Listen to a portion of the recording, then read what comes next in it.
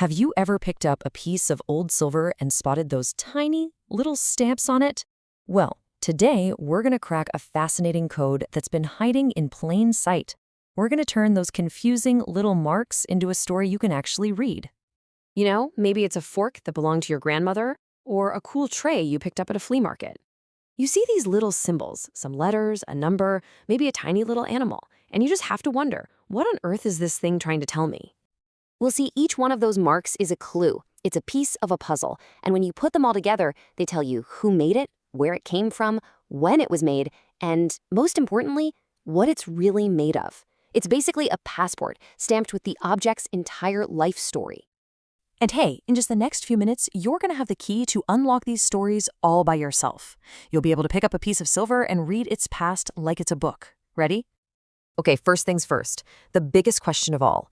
Is it real silver? And if it is, how pure is it? So we're going to start with the purity mark. This is without a doubt the most important part of the code, and it exists for one simple reason: to protect you, the buyer, from getting ripped off. So here's a fun fact. Pure silver is actually really soft. I mean, way too soft for things like spoons or candlesticks that you use every day. So to make it stronger, it's mixed with other metals, usually copper. And the most famous standard for this is sterling silver. The magic number you have to remember here is 92.5%. And what's really cool is how simple the system is once you see it.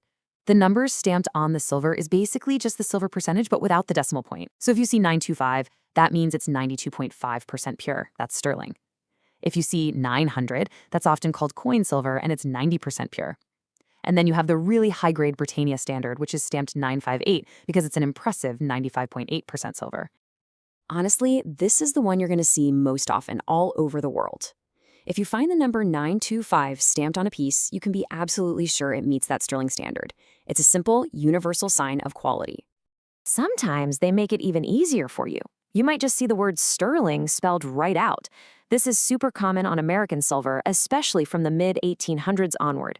They often preferred a straightforward word instead of all the complex symbols you'd see in the British system. No codes, no symbols, just the word itself, guaranteeing what you've got. But for British silver, you'll often find something totally different, a symbol. For centuries, this little walking lion, which is known as the lion passant, has been the official stamp of sterling quality. And get this mark dates all the way back to the 1500s. If you see this lion, you are looking at a piece of genuine British sterling. It's one of the oldest and most trusted consumer protection marks in the entire world. Okay, so now we know what it's made of and maybe even a little hint of where it's from. The next clue in our code tells us who is actually responsible for making it. Let's talk about the maker's mark. The maker's mark is pretty much exactly what it sounds like. It's the signature of the person or company that created the piece. It could be a set of initials, a full name, or sometimes a unique little picture or symbol. It's how artisans took credit and also responsibility for their work. Now, the really important thing here is that these weren't just random letters. A silversmith had to go and officially register their unique mark. This meant that if a piece of silver wasn't up to standard, the authorities knew exactly who to go after. It was a brilliant early system of quality control, and for us today, it's a direct link to a specific person or workshop in history. So we've got the what and the who, now it's time for the where and the when. These next two marks, which you'll typically find on British silver, can place your object in a specific city and a specific year. And believe me, this is where the detective work gets really fun.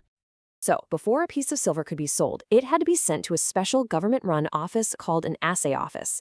There, they would test it to make sure the silver content was correct. If it passed the test, boom, it got stamped with that office's unique symbol, a permanent record of where it was certified. And the symbols they used are just fantastic. For example, if you see a tiny anchor, you know right away that piece was tested in Birmingham, which was a huge hub for silver production. If you see a leopard's head, that's the mark for London, one of the oldest assay offices in the world. A simple picture tells you the entire city of origin. How cool is that?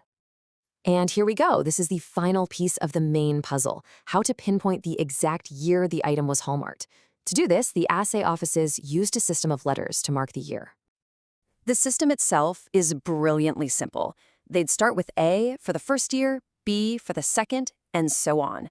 But once they ran through the whole alphabet, they'd start a brand new cycle with a totally different font. or they'd change the shape of the shield around the letter. So a fancy curly A is from a completely different year than a plain block letter A.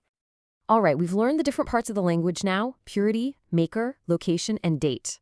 So let's put it all together and see how these clues actually work in the real world on a real object.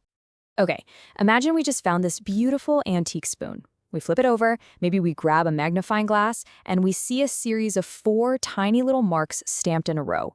At first glance, it might look like total gibberish, but now we have the key. So let's decode this thing. First, we spot the lion passant.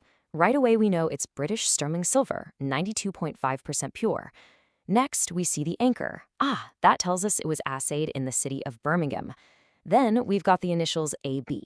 That's our maker's mark.